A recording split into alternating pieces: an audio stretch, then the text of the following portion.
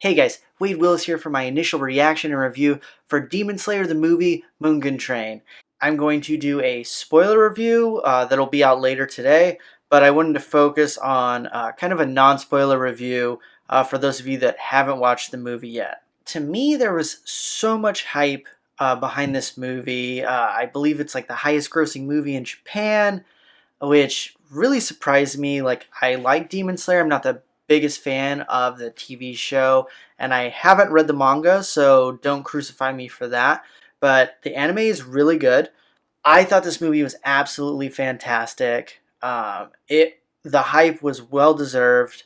The animation, which as you expect from Ufotable, was fantastic. The mixing between like actual animation and some of the CG was virtually flawless. There was some parts in there that were a bit funky to me. I don't really know how you could do it well though. And I'm going to get into that in my other review that I'll put out later today. But overall, fantastic, especially like the last 15 minutes. I was absolutely blown away with the animation. The music was breathtaking is the only way to word it. It fit every single scene perfectly. They were really tugging at your heartstrings with the music at the perfect points. So yeah, I was incredibly impressed. I expected great music again, Ufotable. And watching the first season of Demon Slayer, I knew the music was going to be pretty good, but this blew the show out of the water, in my opinion. Is this the best anime movie I've ever seen? No. And I actually think another Ufotable one, Heaven's Feel Part 3, is better. The difference is there's no way you can just watch Heaven's Feel 3 without and just understand what's going on in that movie. You have to at least watch Heaven's Feel 1 and 2 and probably watch all of Unlimited Blade's works, which is a decent amount of episodes to be able to understand what's going on in Heaven's Feel Part 3.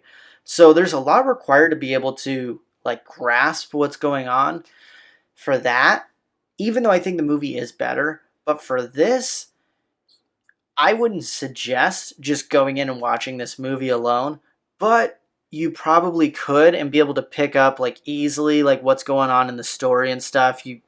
It's not complicated to grasp what was going on in this movie. So I think this makes it really accessible to almost anyone, and I think it's so well done, and the way they did it that like it is accessible.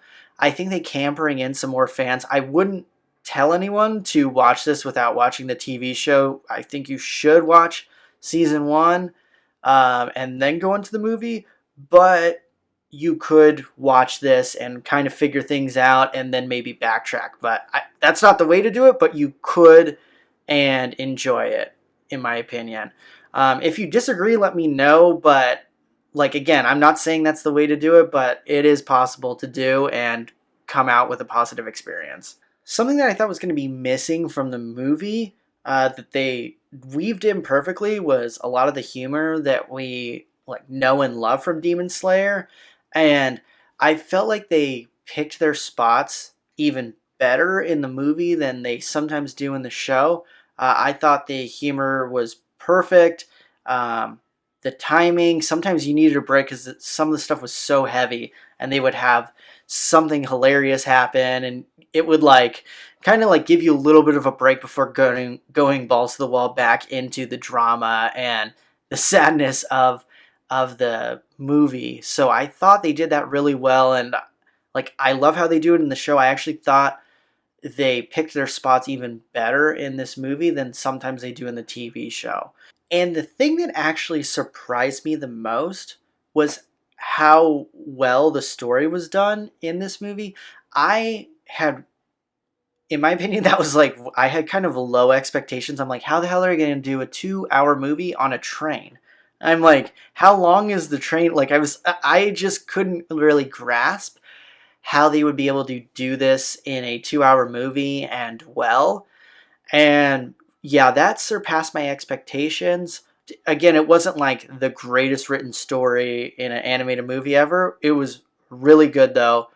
And the way the story progressed and went through different phases was actually very impressive. I liked how they do it. I liked in the story the different themes that they were touching on. I was getting very emotional by the end of the movie. I thought they really brought it to a climax and really knocked everyone's socks off. There were some people crying in the end of the movie in the theater next to me. I was not this time, but yeah, it was very well done, and you really felt what the characters were going through in this experience. And yes, this was only 2 hours, but they did a really good job doing character development for two characters in particular, Tanjiro and Rengoku, which, I mean, based on all the promos, you would expect those to be the two characters that they did develop on a lot. You grew to care about them even more, especially Rengoku. Tanjiro, we already like him. He is like just such a good person and so earnest. Rengoku, we didn't really know much about him, and uh, I mean, by the end of the movie, he's one of my favorite characters in Demon Slayer now. Like, he's so interesting. I like his fighting style. Everything he stands for, I really like a lot. And the development of him was absolutely fantastic. They didn't really have much development on any of the other characters too much, um, which I think is fine. In a 2 hour movie, there's only so much you can do with development of characters. I thought focusing on Tanjiro and Rengoku was fine. The one thing that I thought was maybe a slight miss, and again, I'm splitting hairs here. I'm giving this movie like a 9.5 out of 10. Um, I wish we would have gotten more development of the lower one, the villain on the train. We didn't learn that much about him. I did have to go to the bathroom for like, I was gone for maybe 2 minutes. I don't think that there was serious development in those 2 minutes, but I felt like that's something that Demon Slayer does really well. Seeing things from the other side and how this person became how they were, and I thought that was kind of lacking. To me, they didn't really show the humanity of this demon like they have done in the past. And I don't want to go into anything else at the very end, but that was just something that I thought was missing on the lower one. I thought they could have done, maybe developed that a bit more. It would have maybe been an extra 10 minutes and you could have done it well and fit it into the story, but maybe it just didn't work. But that was really the only thing that I thought was slightly missing that I would have liked in the movie. But overall, absolutely fantastic. If you've watched Demon Slayer, I would say that this is an absolute must see. If you haven't watched Demon Slayer and you want to see a movie and you like anime, I would suggest watching season one, but you could certainly watch this and dip your toes in it and see, okay, see what everyone's talking about and be like, okay, like I'm willing to go into season one. That's an option. Again, I'm not suggesting that, but you could do it, and I think it could be okay. But yeah, guys, I'd love to hear what you guys thought of the movie.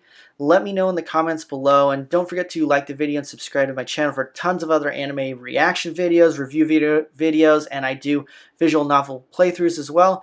And be on the lookout for my spoiler-filled review that I will have out later today.